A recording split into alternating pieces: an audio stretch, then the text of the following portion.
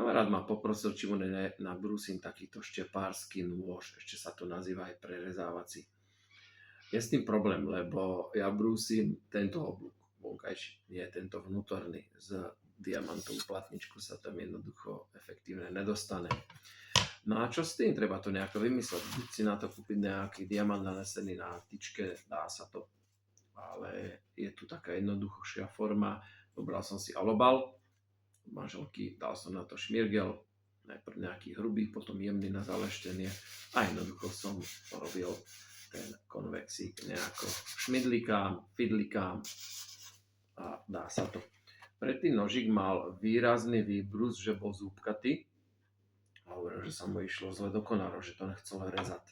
A práve, že tie zúbky robia to, že sa to tam zadrhá, bolo to také ozaj dosť porihované. Teraz ten nožík je zaleštený, je velice ostrý a toto je napríklad 3,5 mm hovädzia koža. Bere to úplne krásne. Takže verím tomu, že mu to pôjde aj do nejakých tých konárikov. Skúšal som ho na papieri rezať bez šance, to mi jednoducho ten papier trhalo, krčilo. Nedalo sa to. Takže dá sa to. Ak by mal niekto nejaký kvalitnejší, kľudne mi pošlite, toto je nejaká 5 až 10 eurová záležitosť, veľmi lacné. A vyfidlikám mu tam krásny zaleštený konvex. Takže tak máme nabrúsené a už viem brúsiť aj opačne otočené ostrie.